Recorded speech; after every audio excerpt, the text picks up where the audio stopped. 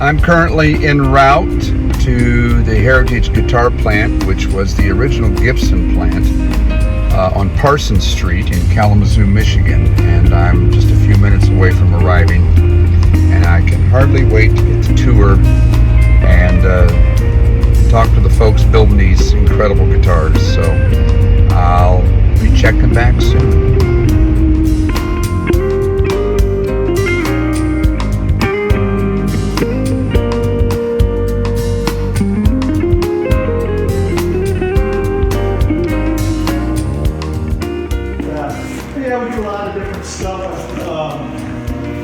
We get veneers to make those double cutaways, and actually some of this stuff came out of my old office. It's some private stock wood that I have, but you know, this is how we make those guitars, is we laminate 3 layers of wood together and we press that arch into it. You can see that. Yeah. But I got some real fancy veneers the other week, some blistered maple. These are actually insides, but this material is rarer than hen's teeth. Look at that. Oh my gosh. Is that a bird's eye? Is that what they call it? They call it blister, but blister, it's similar. Very rare. Oh my gosh. It's beautiful. hard to come by. So I picked up, I make some fancy guitars from time to time, so I had them pick up some. That's beautiful. Yeah, it's exciting.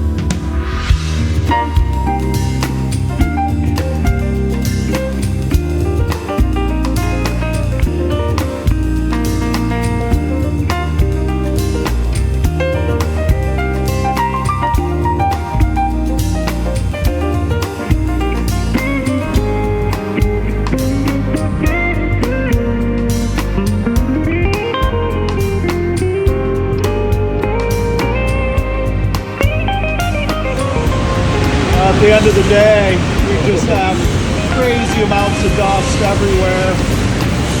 We got to introduce you to Ginger Lou. Ginger Lou is a freaking icon in the industry right here. He started at Gibson in '58. He was the plant manager when they closed this plant down. Co-founder quite a while. So yeah, we really, we develop most all of our own tooling, all of our own shapes. So we can really stop on a dime and build a brand new guitar, right? Little things like that. We mostly make these standard guitars, but I still make some pretty unusual things. So, this head veneer would have came off my bench. I would have shaped that down, put this binding on there. You guys still making that? We're not. I didn't think currently. so. Yeah. I haven't been doing much custom work at all, just because I've been so busy with this. Tyler's over here making our fingerboards for us. Tyler, Jenny. How you doing? Yeah, so you can see a lot of the different ones he's making today. A couple, the Eagles are different scale lengths to the frets. Right. Ebony instead of rosewood. But yeah, he tapers all these pretty much by hand, binds them all, frets them all, and they're really exact. Like, we know that these 2 boards are completely different thickness of binding, different material, different scale length. But I also know that I can put those together and they are exactly the same. So he's getting these things within 2,000ths of an inch. Valuable man right there. Yeah. And then they'll put in the binding by hand, and he's got a board he'll clamp onto his bench, start lacing the guitar up. And, he's got this one done, takes it out of there, hangs it up. He's gonna go on to the next one. That's where mine was. Yeah, absolutely. But you can do different binding packages. You can stack up different sizes. Just showed you that fancy neck. This is the guitar I'm working on for it. Custom guitar. Woo. Oh my. Yeah, it's gonna be pretty nice. It's gonna be gorgeous. Yeah. You saw the neck. Yeah. Oh, it's gonna be a stunner. What color? It's actually sunbird. Sunbird. That's the best. So this is flat belt sander. This is how we sand down, make some of the arches. This is how we clean up the binding. I've got this little table in front where I've been working on the inside, the tops, and back. So this is all this is, this is what I'm doing. I'm sitting here working with the top now. This is roughed in, but I've still got to tune it up quite a bit from here. Right here? Yeah. When he gets all three of those pins to hit, he knows that he has the neck on a very particular pin. So that's what he's looking for, and he's not quite there, so he's going to pull a little more off. So that's a sandpaper. Yeah. So he's just pulling some sandpaper out of there, make sure it's not hanging up. Fits real tight. And see, these are a lot of the necks that are ready pretty much to go in right now. They've all been sanded down, stamped. Yeah. But this is where we're rolling them at. Right here. So there's a couple different blocks, different sizes. This is for the 575. You see, fits that guy pretty good. yeah. Oh, I see. Yeah. That's what we're going to do.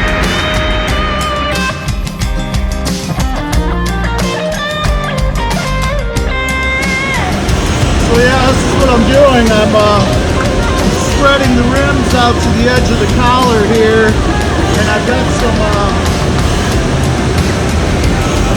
spreader bars in here, right here. Oh my God.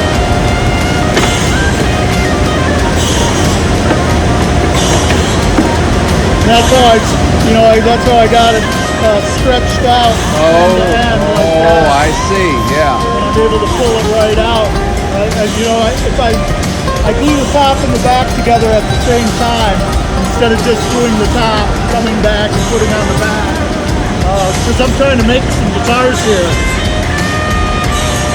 So yeah, this guy is, What a process, man. it's going to be a guitar. That's just amazing. So that's actually what he caught me doing today is I'm making 575, so I go tops and back. I'm tuning those up, I'm bracing them, carving braces for them. Once I get them all braced up, I start building them. Got some more rims over here ready to go. I've already got these rims all assembled, sanded down to the thickness I need. Oh, I see. I wondered what those were. Okay. Yeah, that kerfing, that's the saw you hear going back there. Yep. Gives us some more room to glue too. This one actually needs some struts in it, So, this is put on wet? Is that how it's pliable, or? No, it's gang sawed. That's how. You can hear this little saw going, and we're making. Oh, I see. So it is pliable. I gotcha. Okay. So we're putting these strips in, and they're coming out cut like this. And then we just we work them around the inside of a rim. Oh, okay. So this would be our guy right here. I take this with a little glue. And this get this working around here. Yeah. Old school, baby. Yeah, how long has that guy been Right. working, Is this mahogany? Yep. So it's gonna go in, pretty much just like this. And again, mine went through this whole process, right? Yeah, absolutely. And this stays in there. Yep. Right. And it's really to give you more surface to glue Right. to. Right. And I like how it's slotted. I guess that affects the sound as well, right? It makes it lighter and. Yeah. Yep. Exactly. Over here they're getting ready to. Oh man. That's what I'm hearing that one up. So we got material soaking in the water. It becomes even more pliable. It's 90 thousandths thick and it's pretty pliable. We're going to bend some double cutaway rims. Here's our form. Yeah. It's on fire. Oh man. Now, how old is that machine? Yeah, they don't do it like that almost anywhere else in the world. So far my favorite thing. Yeah, we wrap this around there, and as the moisture comes out of the wood, it locks it into position. You can see over here, I've got a don't bump that though. Oh, don't worry, I won't. I can feel it. Other ones to do the arch top with, so I have a couple different cutaways.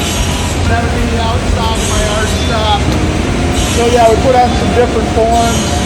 This is a different collar. You know, I just pulled back Right. 16, but this is to do the 17 inches.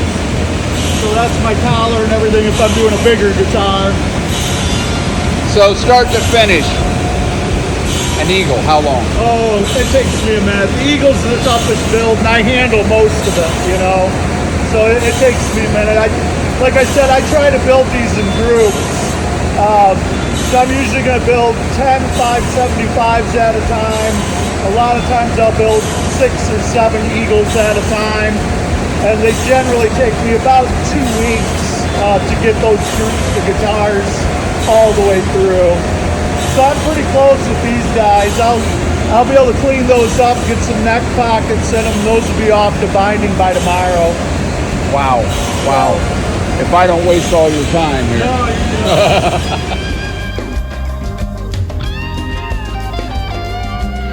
came out of the old electronics division. This box has probably been here 50, 60 years. Right. Yeah, it's hard to touch really anything down here. Building guitars for a really, really long time. Yeah. You know, all these cars have all been, you know. It's so, if they could talk, man, Yeah. they could talk. Yeah, we're building our own fixtures. We're building rims with this guy. A little bit wet just from putting it in there. I'm gonna let him rest right here.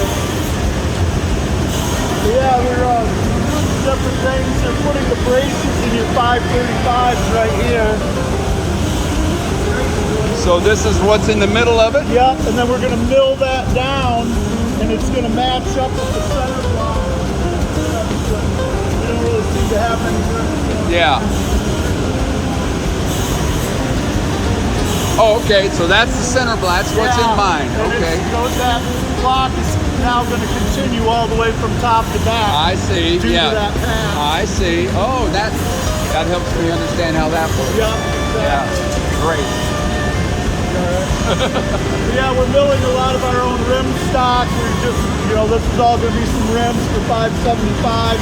These will be the cutaways for those 575s. So yeah, we're milling all this ourselves for the most part. Yeah, here you go. Here are my patterns for making archtop guitars. Here's how I'm making the 575s. That's how I make $10,000 guitars with that. Isn't That's that my something? pattern. Look at, I mean, Unbelievable. yeah, things had a pencil go around it a couple times. Yeah, you think? And so I see on here Sweet 16 too. I remember that Yep. model. Yep. David Becker, Mimi Fox. Yeah. Yeah, but I have some other things for other guitars that I made over the years. I'm telling you, we used to make a smaller 535. There's a pattern for that. Cross cut. Make a Groove Master. So this is kind of like a 336. Yeah. That's the one that I love that size. Yeah, so that you can see it's a little bit smaller. Yes. So I can still do it. I still have all my patterns. I haven't thrown anything away. Well, we may have to talk about that in the future. Oh, look at this. Shower time. Yeah, so humidity. Yeah, there's an 18 incher for a 400 or Super Eagle. But yeah, that's my pattern. That's great. And That's just great. Yeah. Wow, thanks for showing me all this stuff. Yeah. This is like a kid in a candy store right Yeah, it's really something else. So here's how we laminate your 535. We have the outside here, this core stock of poplar basswood, and then the inside, we glue them all together here, and we put them into this press. And this press has a die in it, and that we're forcing that arch into it, forcing that shape. Oh, okay. This is what we end up with, is this guy here. And you can see, Oh, yeah. you can see he's been pushed in there. Now again, do you have to wet the wood before it goes in there or anything? No.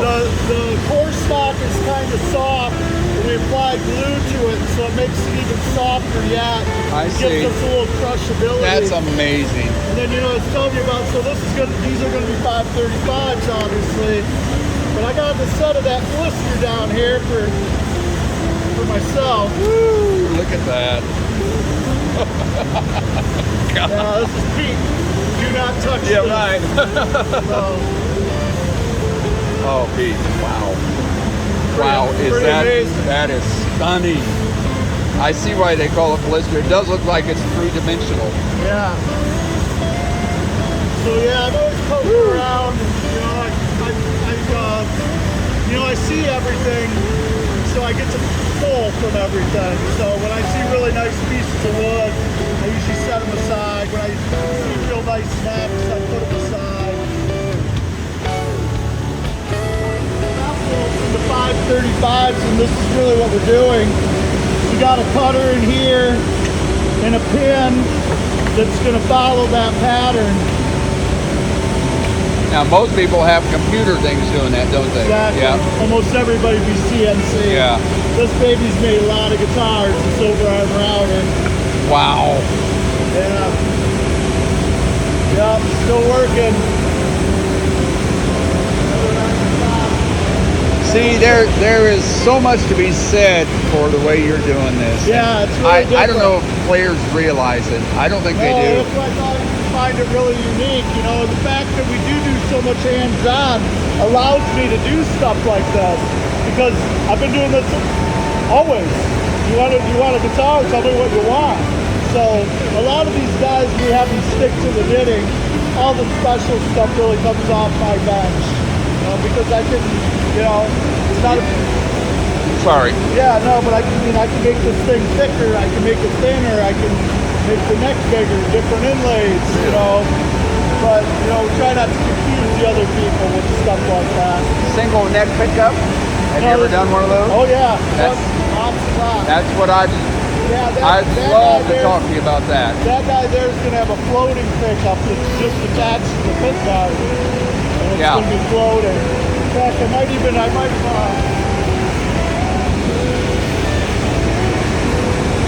have to dig around here a little bit. Cabin.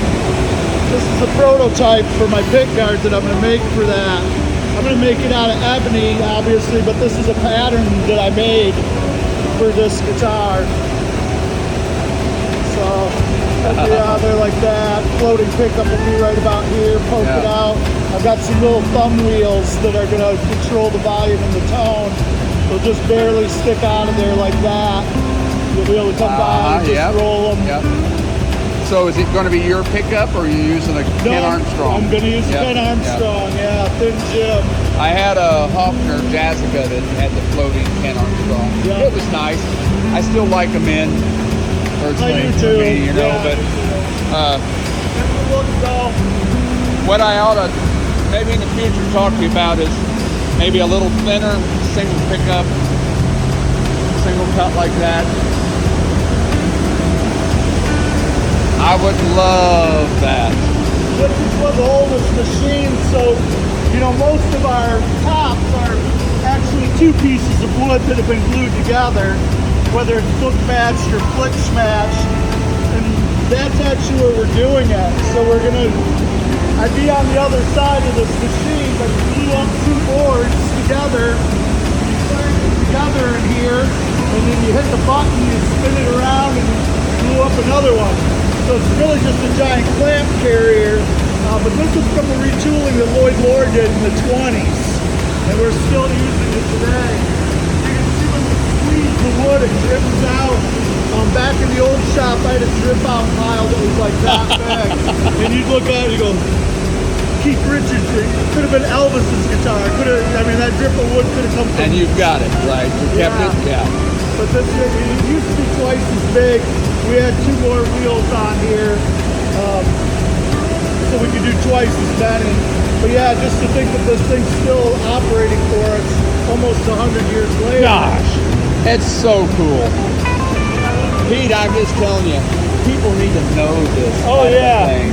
I mean, are you all right if I put something Oh, together? for sure. Yeah, we're pressing together maple tops on the mahogany. actually we're doing something else here, but this is a press that we're using. This press has a patent date of 1894 on it. I gotta touch it, you know. It's Yeah, like, I mean, the guitars this is made. and we're using it. It's not sitting in a museum. Yeah. We're using it. So awesome. You know? That is so awesome. Yeah. There goes the mist again. Yeah, the chop saw. I mean, all this stuff has been around here a really long time. We've got a couple new things. That's the new saw. Oh, sure. Not too much. Yeah, you caught me when this is where I was at, as I was sanding down these arch top rims to a particular thickness. I'm sending them through this guy here.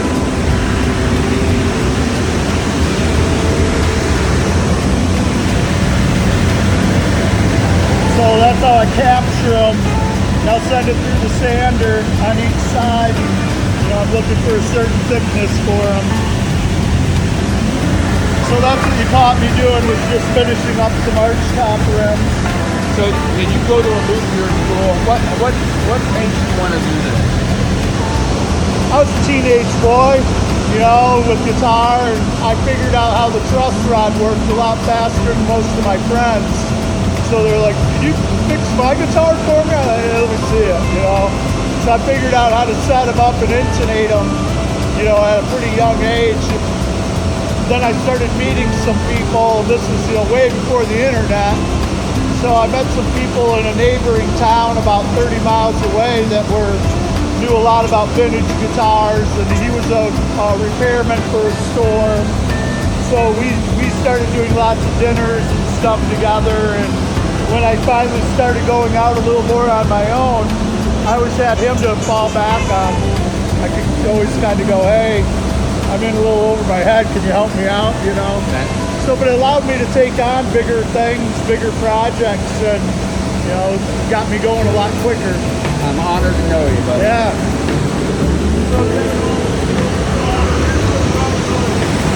What's this guy doing here? That is a CNC machine. We make harmony guitars here as well. Right. And those are all made on a CNC. Oh, I see.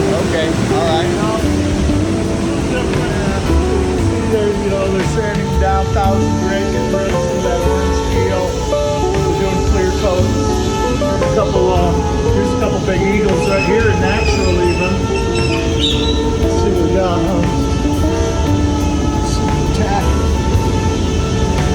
I make some pretty nice ones from time to time. I'm kind of interested to see this.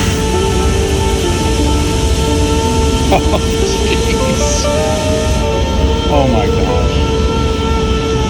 I get lucky every now and again. Oh, lucky. It's not luck. How's that one? It looks pretty good too.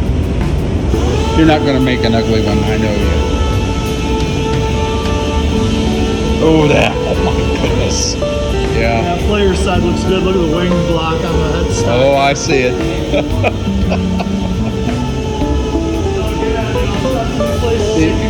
The inspiration that comes to a player. There's 4 arch tops right here in the first 5 feet you walked in. So that's the idea. Josh is painting another one back there.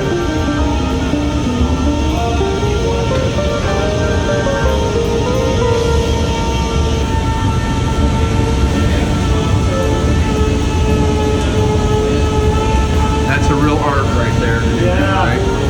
Yeah, you get that blend just right. It's real easy to paint it out too much and get it too flat. When you start putting clear over it, it'll actually lighten it up some and kind of give it, you know, a pretty tone, pretty nice. Oh, wow. Yeah, it's gonna be all right. Gee, that's yeah. So this is, you know, there's a lot of work goes on back here. Obviously this nitro, you can see, you can't just lay it on and forget it. A lot of sanding in between coats. There's something a lot of people don't realize. We paint right over the top of the binding. And then scrape the binding. Yeah. Scrape the binding clear, then it comes back into. Boy, that's a. So that's exactly what she's working on right there. That's a baby too. Yeah, that's not so bad, is it? That's okay too. Try to match them up a little bit.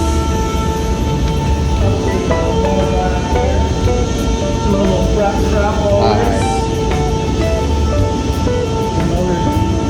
Another one getting ready to come through.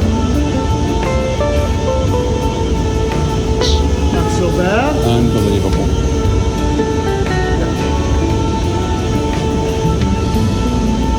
Three more arch tops right there. So what do we got? 7 or 8, 9 arch tops back Something here like right that, now, just yeah. in paint. There's the blue. Column. Yeah, so bad. Let's come from here pretty quickly.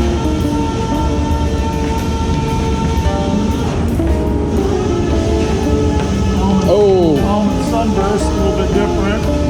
I don't think I've seen that. Oh my gosh, what a finish on that. Yeah. Oh, Pretty good piece. that's a great piece.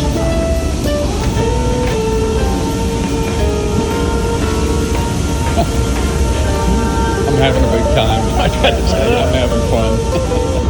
We're running clock back here, so you know about these guys. Yeah. That's all their frets for Yeah, us and stuff. yeah. I had my 336 done at Williams. Oh yeah, Joe came here to do some training when this first came in. Oh, did he? Yeah. Okay. It makes a difference. Oh yeah, Makes it a certainly difference. does. So, but again, only as good as the operator, and it still takes quite a bit of cleanup work when you're done. So So we're both a mine plecked here then? oh yeah, Yeah, I thought, yeah. absolutely. Every guitar is plaqued. I'm telling you what. Yeah. So we plug them in white wood, and then bring them into paint. But yeah, you can see you still got to do considerable cleanup, and you know they do a lot of prep over there, but there still needs to be quite a bit more done after plucking. Keep things nice and clean. So yeah, they stay busy. This is all kind of new for us. Is this one of the Sweetwater exclusives right here? It probably is, yes. Because I think they did a Yeah, run a dirty lemon. dirty lemon, yeah. Love that finish. Yeah, that's. Oh my God! Look at that.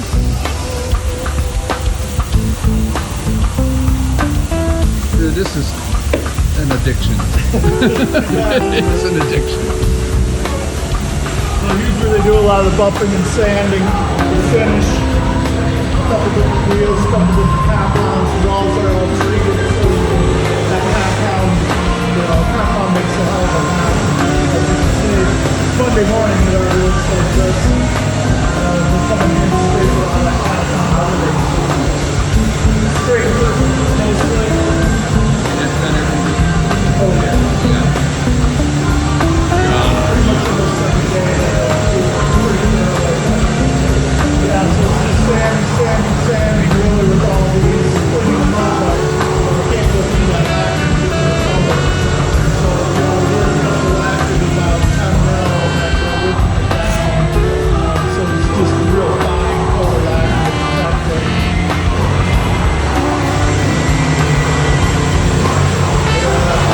You can see how glassy that one's getting now. How many do they do?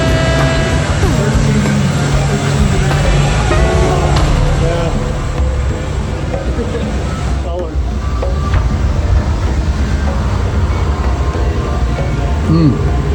Yeah, when it's on our 535, the almond burst.